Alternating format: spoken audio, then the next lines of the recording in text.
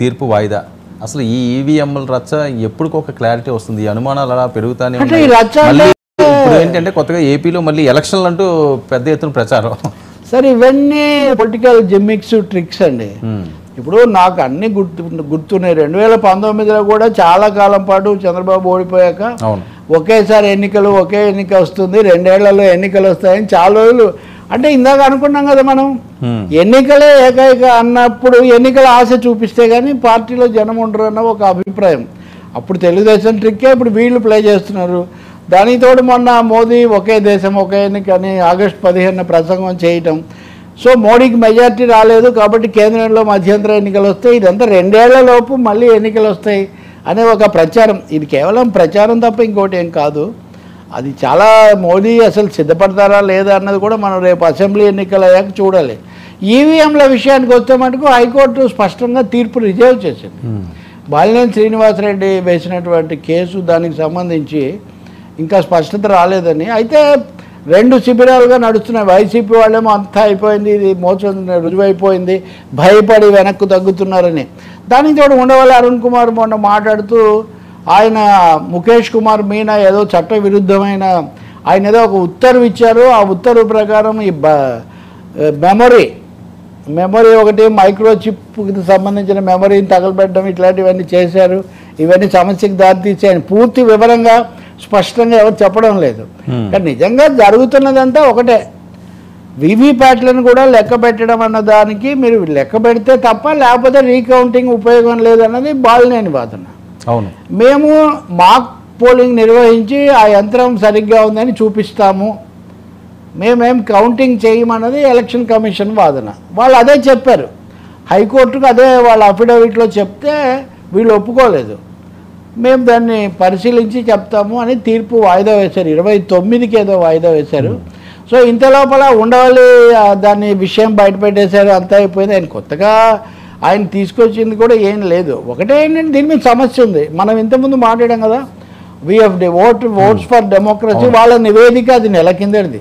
నిజంగా వాళ్ళు జూలై 24 నుంచి నేను నివేదికనే మొన్న ఉండవల్లి దాన్నే మెన్షన్ చేశాడు. అది కొత్తగా జూలై 20 అంటే నెల ఖచ్చితంగా, ఈరోజు 24 అనుకుంటే. కానీ కోర్టు ఒక స్టాండ్ ఏమైనా తీసుకుంటుందా అన్నదైతే ఒక సమస్య ఉంది.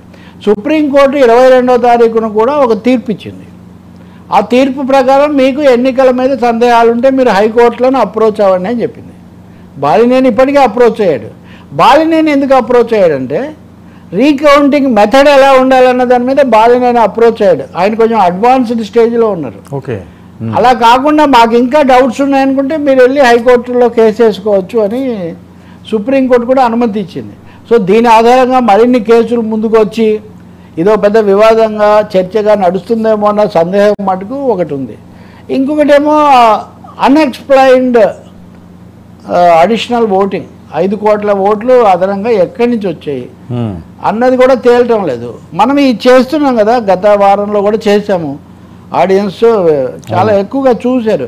కానీ దాని మీద కొంతమంది కామెంట్స్ పెట్టారు, మీరేదో ఎప్పుడు ఇదే మాట్లాడుతున్నారు అని. దీని మీద ఒక సమాధానం రావాలి కదా, ఇష్యూ నడుస్తున్నది, అదే ఇష్యూ నడుస్తుంది. రెండవది మరికొన్ని రోజుల్లో మహారాష్ట్ర, హర్యానా, కాశ్మీర్ ఈ ఎన్నికలన్నీ వస్తున్నాయి కాబట్టి మళ్ళీ ఈ సమస్యలన్నీ వస్తాయి కదా. ఇప్పుడైనా పాఠం తీసుకుంటే ఆ ఎన్నికల్లో ఈ సమస్యలు పునరావృతం కాకుండా మనం చూడొచ్చు.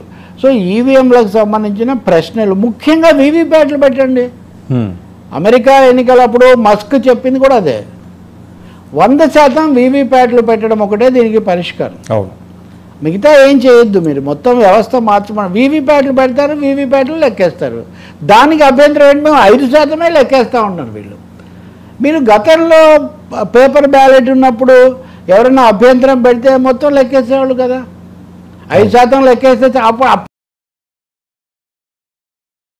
ఎంత. అప్పుడు మాన్యువల్ ఓటింగ్, ఇప్పుడు machine voting.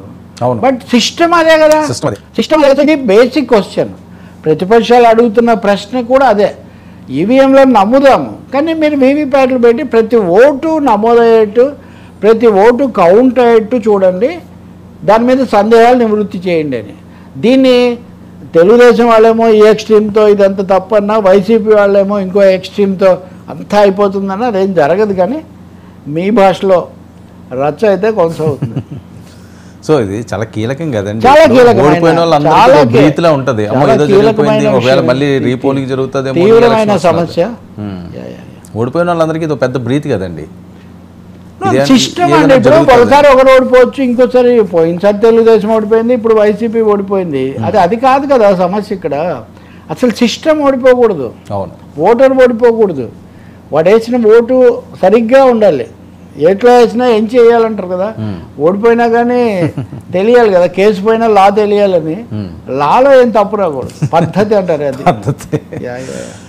Sir, Pawan Kalyan గారు ఈరోజు చేసిన వ్యాఖ్యలు గతంలో కూడా మనం చాలాసార్లు దీని మీద డిస్కస్ చేసాం. ఈయన ఫ్యూచర్ ఏం ఆలోచిస్తున్నారు, పూర్తి స్థాయి రాజకీయాలా లేకపోతే